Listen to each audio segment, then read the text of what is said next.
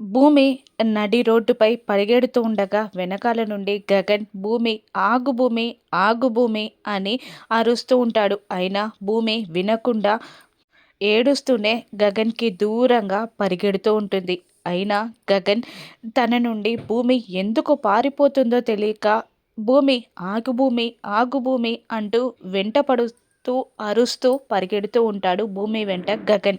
పరిగెడుతున్న భూమి ఒంటిపైన ఒక జాకెట్ ఉంటుంది. ఆ జాకెట్‌లో బాంబ్ ఫిక్స్ చేస్తాడు సూర్య.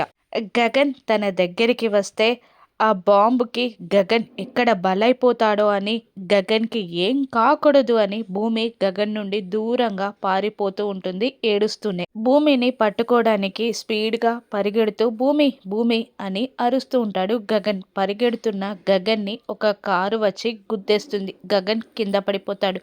సూర్య కారు నుండి కిందికి దిగుతాడు. ఏంట్రా గగన్, ఆ భూమి నిన్ను ప్రేమగా హత్తుకోవాల్సింది పోయి నీ నుండి దూరంగా పరిగెడుతుంది అని కంగారు పడుతున్నావా అని సూర్య గగన్ని అంటూ ఉండగా గగన్ సూర్య వైపు కోపంగా చూస్తూ ఉంటాడు. ఎందుకో తెలుసా, భూమి ఎందుకు పరిగెడుతుందో తెలుసా?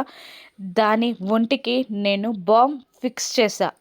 నిన్ను కాపాడుకోవడానికి నీపై ఉన్న ప్రేమతో నువ్వెక్కడ ఏమైపోతావో అన్న టెన్షన్‌తో నీపై ప్రేమతో నిన్ను కాపాడుకోవడానికి దూరంగా పరిగెడుతుంది భూమి అని సూర్య చెప్పగానే గగన్ మైండ్ ఆఫ్ అయిపోతుంది.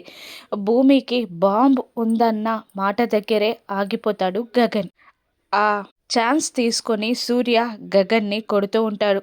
కార్ బానెట్‌కి ఏసి గగన్ తలని బాధేస్తూ గగన్ తల నుండి రక్తం వచ్చేలా చేస్తాడు సూర్య. తన తలతో బాధేస్తూ గగన్ని చితకబాది గగన్ని రోడ్డుపై పడేస్తాడు సూర్య.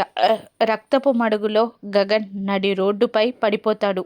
సూర్య గగన్ని చూస్తూ ఉంటాడు.